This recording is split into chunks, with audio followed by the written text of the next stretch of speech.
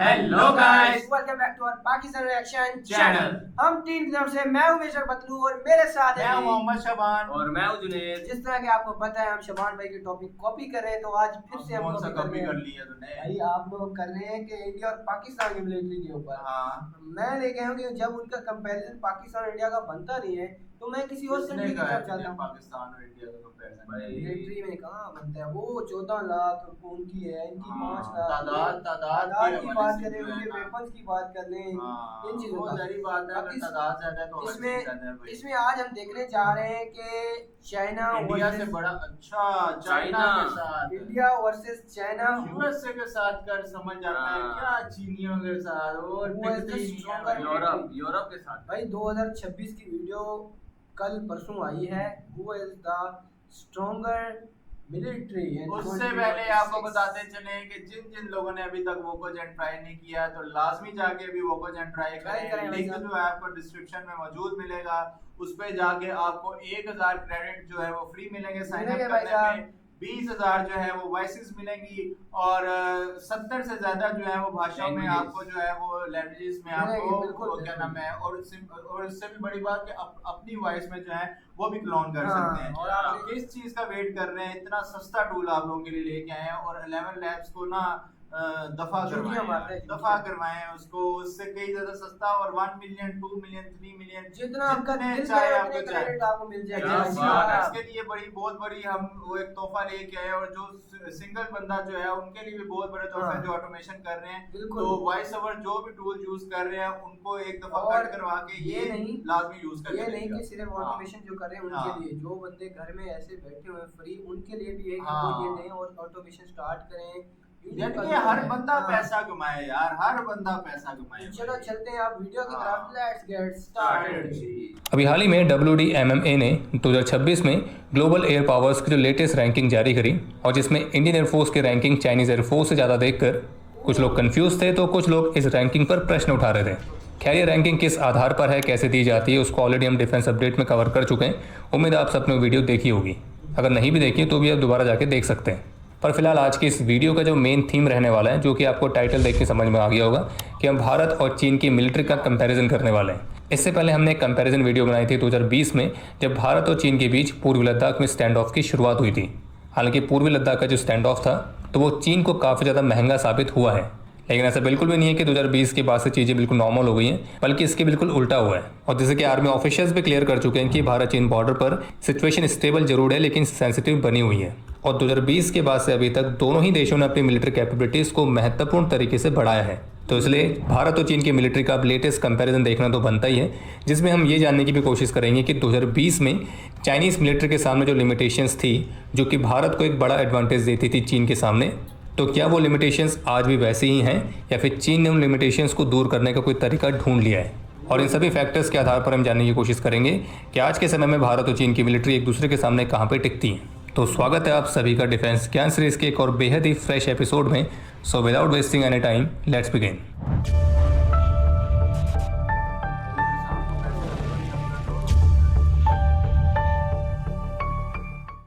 सबसे पहले बात करते हैं रॉ नंबर्स की। चीन का जो 2026 के लिए ऑफिशियल डिफेंस बजट है वो है लगभग 1.9 ट्रिलियन युआन और डॉलर्स में लगभग 275 बिलियन डॉलर्स, और जो कि उनके पिछले साल के बजट के कंपैरिजन में लगभग 7% ज़्यादा है। जबकि भारत का 2026-27 के लिए जो डिफेंस बजट है वो है 7.85 लाख करोड़ रुपीस। बाकी डॉलर के एग्जैक्ट एक्सचेंज रेट के फ्लक्चुएशंस के आधार पर ये होगा लगभग 85 बिलियन डॉलर से 94 बिलियन डॉलर्स के बीच में। और पिछले साल के कंपैरिजन में इस साल भारत के डिफेंस बजट में 15% तक की बढ़ोतरी देखी गई है। यानी कि बात सीधी सी है कि चीन अभी भी डिफेंस पर भारत से 3 से 3.5 गुना ज़्यादा पैसा खर्च कर रहा है, लेकिन भारत भी इस गैप को क्लोज करने की कोशिश काफ़ी तेज़ी से कर रहा है, जो कि इन दोनों ही देशों के करंट और प्रीवियस ईयर के बजट के कंपैरिजन से साफ दिखता है। अब अगर बात करें मैन पावर और मिलिट्री हार्डवेयर की, तो उससे पहले आपको सूचित कर दें कि ये जो डेटा है ये हमने ग्लोबल फायर पावर इंडेक्स से लिया हुआ है और उसी के मुताबिक भारत की मिलिट्री के पास है लगभग 1.4 million active troops, 1 million reserve troops और 2.5 मिलियन पैरामिलिट्री ट्रूप्स, जबकि चीन के पास है 2 मिलियन एक्टिव ट्रूप्स, 5,10,000 के आसपास रिजर्व ट्रूप्स और 6,25,000 के आसपास पैरा। उनके पास एक्टिव ज्यादा है, बाकी ये जो है ना ये उनसे बहुत कम है। Military troops. तो कहने का मतलब ये है कि एक्टिव ट्रूप्स के मामले में चीन की सेना भारत की सेना से बड़ी है, लेकिन अगर आप एक्टिव ट्रूप्स, रिजर्व ट्रूप्स और पैरामिलिट्री ट्रूप्स इन सबको कंबाइन करेंगे तो भारत के पास टोटल मैन पावर है लगभग 4.9 मिलियन, वहीं चीन के पास है 3.1 मिलियन। और जिन्हें नहीं पता उन्हें बता दें कि एक्टिव ट्रूप्स का मतलब होता है कि फुल टाइम सोल्जर्स, यानी कि वो सोल्जर्स जो कि करंटली मिलिट्री के सर्विस में हैं, जबकि रिजर्व ट्रूप्स में आते हैं रिटायर्ड सोल्जर्स। और विशेष रूप से भारत में जब सोल्जर्स लगभग 15 to 17 ईयर्स की सर्विस के बाद रिटायर होते हैं तो वो कुछ वर्षों तक आमतौर पर रिजर्व लायबिलिटी को कैरी करते हैं, यानी कि नेशनल इमरजेंसी में भारत सरकार उनको बुला सकती है क्योंकि वो ऑलरेडी ट्रेंड हैं और उनकी ट्रेनिंग जीरो से शुरू करने की जरूरत नहीं पड़ेगी। यानी कि आप रिजर्व ट्रूप्स को एक्स एम्प्लॉयज़ की तरह ले सकते हैं जिन्होंने कॉन्ट्रैक्ट साइन कर रखा और ये कहा है कि अगर क्राइसिस में हमारी ज़रूरत पड़ेगी तो हम वापस आ जाएंगे। लेकिन रिजर्व ट्रूप्स को लेकर दो प्रैक्टिकल पॉइंट आपको समझने होंगे।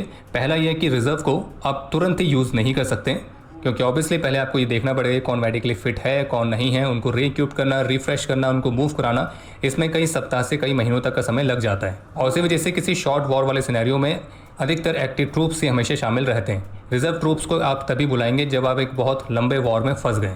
और दूसरा ये कि रिजर्व ट्रूप्स की जो क्वालिटी है वो अलग अलग कंट्रीज़ के हिसाब से वेरी करती है। बाकी पैरामिलिट्री में भारत की जैसे BSF, CRPF, ITBP तो इस तरह की फोर्सेस के ट्रूप्स आते हैं। तो ये तो होगी मैन पावर की बात, और इसके भी क्या क्या चैलेंजेस हैं, क्या क्या एडवांटेजेस हैं, तो हम आगे इसी वीडियो में कवर करेंगे। तो अब आ रही है मिलिट्री हार्डवेयर की। तो हार्डवेयर नंबर्स में चीन निश्चित रूप से भारत से बहुत आगे दिखता है। जैसे कि बैटल टैंक्स के मामले में चीन के पास है लगभग 5800, भारत के पास है 3900। एयरक्राफ्ट के मामले में चीन के पास है लगभग 3529 एयरक्राफ्ट, जिनमें से 2000 के आसपास तो कॉम्बैट जेट्स हैं। भारत के पास है अराउंड 2200 एयरक्राफ्ट, जिसमें से लगभग 500 to 600 मॉडर्न फाइटर्स हैं। अगर बात करें नेवी की तो चाइनीज़ नेवी अभी वर्तमान समय में US नेवी से भी बड़ी है और नंबर ऑफ हल्स के मामले में दुनिया की सबसे बड़ी नेवी है। और चाइनीज़ नेवी की फ्लीट स्ट्रेंथ है 841 की, जिसमें 3 एयरक्राफ्ट कैरियर्स भी हैं, जबकि भारतीय नौसेना की फ्लीट स्ट्रेंथ है 343 की, जिसमें 2 एयरक्राफ्ट कैरियर्स भी हैं। यानी कि क्वांटिटी के मामले में यहाँ पे चीन के पास 3x प्लस एडवांटेज है। तो इसलिए अगर आप केवल नंबर्स को ही देखेंगे तो निश्चित रूप से चीन आपको आगे ही दिखेगा। लेकिन एक फैक्ट यह है कि जो मॉडर्न वॉर होता है वो सिर्फ नंबर्स का गेम है ही नहीं, और विशेष रूप से जब बात हो रही हो हिमालय जैसे हाई ऑल्टीट्यूड बैटलफील्ड या फिर इंडियन ओशन रीजन की। और अगर मॉडर्न वॉरफेयर केवल नंबर्स के सहारे जीता जा रहा होता तो आप समझ सकते हैं कि रशिया यूक्रेन के साथ इतने वर्षों तक फंसे नहीं रहता, और न ही US ईरान के साथ, जो अभी भी सही से बाहर नहीं निकल पाए हैं। बाकी अगर बात करें दोनों देशों के न्यूक्लियर पोस्चर की तो 2026 में कुछ ऐसा हुआ है जो कि आज से पहले कभी भी नहीं हुआ था। सिप्री की रिपोर्ट से कन्फर्म हुआ कि भारत और चीन इन दोनों ने ही अब अपने न्यूक्लियर वॉरहेड्स को डिप्लॉयड कंडीशन में भी रखना शुरू कर दिया है। हालांकि डिप्लॉयड न्यूक्लियर वॉरहेड्स वाले नेशंस की लिस्ट में चीन का नाम 2025 में ही आ गया था, और 2025 में चीन के पास 24 डिप्लॉयड वॉरहेड्स थे, जो कि 2026 में बढ़कर 34 तक हो गए। लेकिन सिप्री की जो लेटेस्ट रिपोर्ट थी 2026 वाली, तो उससे ये भी सामने आया कि भारत ने भी अपने 12 न्यूक्लियर वॉरहेड्स को डिप्लॉय करके रखा हुआ है, और पहली बार था जब पीस टाइम के दौरान भारत ने अपने न्यूक्लियर पोस्चर को बदला है। बाकी चीन के न्यूक्लियर वॉरहेड्स का जो टोटल स्टॉक पाइल है वो भारत से महत्वपूर्ण तरीके से बढ़ा है, जिसमें टोटल 620 वॉरहेड्स हैं, जबकि भारत के न्यूक्लियर स्टॉक पाइल में टोटल 190 वॉरहेड्स हैं। पर दो महत्वपूर्ण चीज़ें जो यहाँ पे गेम को बदलती हैं, पहला ये कि भारत का पोस्चर जो कि अधिकतर समय एक रिसेस्ड वॉरहेड का था, लेकिन अब लिमिटेड और एक रियल डिप्लॉयड कैपेबिलिटी में एग्जिस्ट करता है। वहीं जो चीन है वो अपनी न्यूक्लियर फोर्स को अमेरिका को काउंटर करने के लिए एक्सपेंड कर रहा है, लेकिन भारत के थिएटर में भी अपने एयरस्लैंड की प्रेजेंस को बढ़ा रहा है, जो कि चाइनीज़ प्लानर्स को 2 फ्रंट न्यूक्लियर रिस्क के लिए सोचने पर मजबूर करता है। तो सिंपल टर्म्स में कहने का मतलब ये है कि कोई भी लार्ज स्केल भारत चीन का कन्वेंशनल वॉर अब एक न्यूक्लियर शेडो के अंदर ही होगा, और इसीलिए क्लियर विक्ट्री की जगह दोनों साइड का मेन ऑब्जेक्टिव होगा डिफीट को अवॉइड करना और एस्केलेशन को बढ़ने से रोकना। तो ये हो गए सारे महत्वपूर्ण नंबर्स की बात। और जैसा कि हमने आपको कहा कि जो मॉडर्न वॉरफेयर है वो केवल नंबर्स का गेम है ही नहीं, और इसको समझने के लिए हमको कुछ रियलिस्टिक सिनेरियोज और कुछ चैलेंजेस को समझना होगा, जो कि भारत और चीन दोनों के अपने अपने हैं। तो इसलिए सबसे पहले एक मिथ तोड़ते हैं कि जिस तरह के वॉर हम भारत और चीन के बीच इमेजिन करते हैं, तो एक्चुअल में क्या वो वैसा ही होगा या फिर अलग होगा। क्योंकि जब लोग भारत वर्सेस चाइना कहते हैं तो वो अक्सर चीन की पूरी मिलिट्री को गिनते हैं, 20 लाख से ऊपर ट्रूप्स, दुनिया की सबसे बड़ी नेवी, कई हजारों मिसाइल्स, ड्रोन्स, एयरक्राफ्ट। लेकिन हमारे ओपिनियन में भारत और चीन के बीच एक फुल स्पेक्ट्रम वॉर होने की संभावना बेहद ही कम है। जो सबसे अधिक संभावना है वो है एक लिमिटेड हाई ऑल्टीट्यूड वॉर की, दुनिया के सबसे ऊंचे, सबसे मुश्किल टेरेन में, और यहाँ चीन की पूरी ताकत लड़ ही नहीं सकती है। तो हार्वर्ड के बेलफेयर सेंटर की स्टडी के मुताबिक इसके पास कुल मिलाकर 2 से 2.3 लाख के आसपास ग्राउंड ट्रूप्स हैं, जिसमें वेस्टर्न थिएटर कमांड, तिब्बत और शिंगजियांग मिलिट्री डिस्ट्रिक्ट्स इन सबको मिलाया गया है, और सुनने में यह भारत के डिप्लॉयमेंट के बराबर लगती है। लेकिन यही स्टडी जिसे फ्रैंक ओडॉनल और अलेक्जेंडर वोल्फ्रास ने लिखा है, तो वो साफ कहती है कि भारत के साथ वॉर की स्थिति में भी इन फोर्सेस का एक बड़ा हिस्सा उपलब्ध नहीं होगा, क्योंकि उन्हें या तो रूस से जुड़े हुए कामों के लिए या फिर शिंगजियांग और तिब्बत में विद्रोह को दबाने के लिए रिजर्व रखा जाएगा। और जबकि बाकी वेस्टर्न थिएटर कमांड की जो ग्रुप आर्मीज है वो चीन के अंदरूनी हिस्सों में बैठी हुई है। इसके विपरीत भारत के जो सैनिक हैं वो पहले से बॉर्डर पर तैनात हैं और एक ही मिशन के साथ चाइना डिफेंस। इसके बाद आते हैं ज्योग्राफी वाली समस्या पर, जो कि भारत के फेवर में अभी भी ज़्यादा है। चीन के एयर बेसिस तिब्बत के प्लेटो पर हैं और 4000 मीटर से ऊपर, और यहाँ पे फिजिक्स काम करती है, प्रोपेगेंडा नहीं। और इतनी ऊंचाई पर पतली हवा की वजह से जो चाइनीज़ फाइटर जेट्स हैं वो फुली पेलोड और फुल फ्यूल के साथ उड़ ही नहीं सकते, यानी कि उनको आधे पेलोड और आधे फ्यूल के साथ ही उड़ान भरनी होगी। और इसके विपरीत जो भारत के एयर बेसिस हैं तेजपुर, छबुआ, हासीमारा, ये मैदानी इलाकों में हैं और कम ऑल्टीट्यूड पर हैं, और यहाँ से रफाल और Su-30 MKI फुल लोड के साथ उड़ान भर सकते हैं। तो इसलिए बॉर्डर के इस थिएटर में भारत के पास ज़्यादा यूजेबल फाइटर्स हैं। जबकि बेलफेयर स्टडी के मुताबिक चीन के इस रीजन में लगभग 157 फाइटर्स हैं। वहीं भारत अपनी 3 चाइना फेसिंग कमांड से लगभग 270 फाइटर्स और 68 ग्राउंड अटैक एयरक्राफ्ट को ला सकते हैं। पर यहाँ पे एक बड़ा प्रश्न ये है कि चीन की ये जो लिमिटेशन है जो कि 2020 में थी, तो क्या तब से लेकर अभी तक चीन ने इस लिमिटेशन को दूर करने की कोशिश नहीं करी है? तो इसका आंसर बिल्कुल स्पष्ट है कि कोशिश जरूर करी है, और ये डिपेंड करता है कि यहाँ पे किस तरह की लिमिटेशंस की हम बात कर रहे हैं। क्या वो लिमिटेशन फिजिक्स की वजह से है, क्या इंजीनियरिंग की वजह से है, क्या ज्योग्राफी की वजह से है? ये बहुत ऑब्वियस है कि जो लिमिटेशंस फिजिक्स और फिजियोलॉजी की वजह से है तो वो परमानेंट है और चीन उनको रिमूव नहीं कर सकता है। और 4000 मीटर की ऊंचाई पर पतली हवा वो एक प्रॉब्लम है जो हमेशा रहेगी। और जो भी एयरक्राफ्ट तिब्बतन रनवे से उड़ान भरेगा उसे मजबूरी में कम पेलोड और कम फ्यूल के साथ ही उड़ान भरनी पड़ेगी। हालांकि लंबे रनवेज और ज़्यादा बेहतर इंजन इस वाली प्रॉब्लम को थोड़ा बहुत कहीं ना कहीं मैनेज कर सकते हैं, लेकिन वो उसको हमेशा के लिए मिटा तो नहीं सकते हैं। इसी तरह से अगर बात करें ह्यूमन फ्यूजोलॉजी की, तो जो चाइनीज़ PLA सोल्जर्स हैं जो कि लो लैंड चाइना से आते हैं, तो उनको कई सप्ताह का समय लगता है इस हाई ऑल्टीट्यूड के एनवायरनमेंट के हिसाब से अपने आप को ढालने में। और 4000 मीटर की ऊंचाई पर ऑल्टीट्यूड सिकनेस की वजह से हायर कैजुअलिटी रेट्स और कॉम्बैट परफॉर्मेंस का कम होना, तो ये भी फिक्स है। चाइना ने भले ही ऑक्सीजन एनरिच्ड बैरक्स बनाए हैं, ट्रूप्स को वो रोटेट करता है, लेकिन इस समस्या को थोड़ा बहुत कम करने का उपाय जरूर है, पर ये उसका पक्का इलाज तो नहीं है। और इसके विपरीत इंडियन ट्रूप्स, पूर्वी लद्दाख की, गोरखा, अरुणाचल यूनिट्स, ऐसे सोल्जर्स जो कि हाई ऑल्टीट्यूड वॉरफेयर के लिए स्पेशली ट्रेंड हैं, दुनिया के हाईएस्ट बैटलफील्ड को ऑपरेट करने का एक्सपीरियंस है और कई दशकों से इस ऊंचाई वाले इलाके पे जमे हुए हैं। और इस बात से कोई इनकार नहीं कर सकता है कि हाई ऑल्टीट्यूड की लड़ाई में अगर बात सिर्फ इन्फेंट्री की लड़ाई की हो रही है तो भारत की मिलिट्री के पास एक बड़ा एडवांटेज हमेशा रहेगा। और इतना ही नहीं बल्कि पहाड़ी इलाकों में ज्योग्राफी भी भारत के फेवर में ज़्यादा है, क्योंकि भारत के एयरबेसिस LAC से कुछ ही मिनट्स की दूरी पर लो ऑल्टीट्यूड पर हैं और फुल पेलोड के साथ उड़ान भर सकते हैं। लेकिन इस भूगोल वाली कमजोरी को बाईपास करने के लिए चीन के पास है रॉकेट फोर्स, जिसमें कई हजारों कन्वेंशनल बैलिस्टिक और क्रूज मिसाइल्स हैं जो कि तिब्बत से उड़े बिना ही भारत के एयरबेसिस पर हमला कर सकती हैं। और S-6 के बॉम्बर अपनी क्रूज मिसाइल्स भारत के एयर डिफेंस दायरे से बाहर से दाग सकता है। तो यहाँ पे चीन के पास एयर एडवांटेज है, हालांकि उसकी गारंटी पूरी नहीं है। इसके अलावा जब बात होती है चाइनीज़ मिलिट्री की, तो नंबर्स के मामले में हर कोई कहता है कि चाइनीज़ मिलिट्री बहुत बड़ी है, लेकिन उसके साथ एक टैग भी लगता है कि ये दुनिया की एक बहुत ही बड़ी अनटेस्टेड मिलिट्री है। और देखा जाए तो चीन के कमांडर्स भी स्पष्ट रूप से नहीं कर सकते हैं कि जब एक्चुअल वॉर में वो कभी फंसेंगे तो उनकी मिलिट्री किस तरह से रिस्पॉन्स करेगी, क्योंकि चाइनीज़ PLA ने जो आखिरी बड़ी जंग यहाँ पे एंड हो चुकी है। और मैं अभी वही पूरी में यही सोच रहा था कि यार क्या करना क्या है इतनी बड़ी मिलिट्री का, इन्होंने कभी ना जंग लड़ी है ना कभी क्या नाम है, मतलब एक्सपीरियंस तो जीरो है।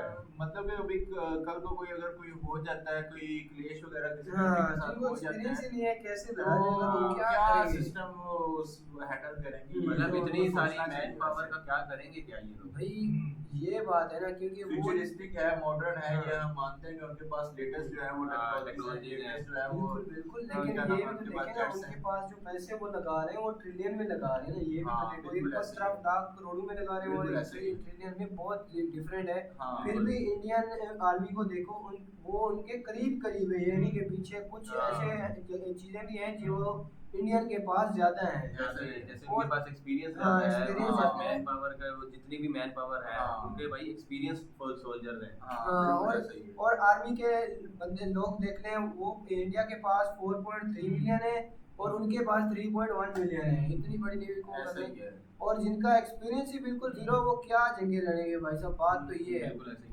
और ये जो होती है बर्फानी अच्छा अलहदा होती है कोई फोर्स इनकी? नहीं, अलहदा नहीं होती, एक ही प्लाटून होती है सिंपल, बस वो डिफरेंट जगह पे जाते हैं। जैसे किसी को उनको क्या नाम है, रेगिस्तानी इलाके में होता है, अच्छा। कोई पहाड़ों वाले इलाकों में होते हैं, तो उनको इस हिसाब से ट्रेन किया जाता है उस ना। लिहाज से उनको ट्रेनिंग उस लिहाज से दी जाती है, उस लिहाज से उनके प्लाटून डिफरेंट कर दी बिल्कुल, जाती है। मतलब कि उनकी ट्रेनिंग फिर अलहदा हो, अलहदा होती है। क्योंकि सारी बात है, उनको उन टेम्परेचर के लिए, उस सिचुएशन के लिए उनको उधर तैयार किया ऑक्सीजन लेवल कम होता है हाँ, और डिफरेंट ओके। सिचुएशन होती है, उस हिसाब से ट्रेन किया जाता है। हाँ व्यूअर्स, ये थी हमारी आज की वीडियो। अगर तो आपको इंडियन आर्मी की वीडियोस अच्छी लगती हैं तो हमारे चैनल को सब्सक्राइब करें, वीडियो को लाइक और शेयर जरूर करें, और वोकोजेन को ट्राई प्लीज जरूर करें। तो मिलते हैं नेक्स्ट वीडियो में, टिल देन टेक केयर।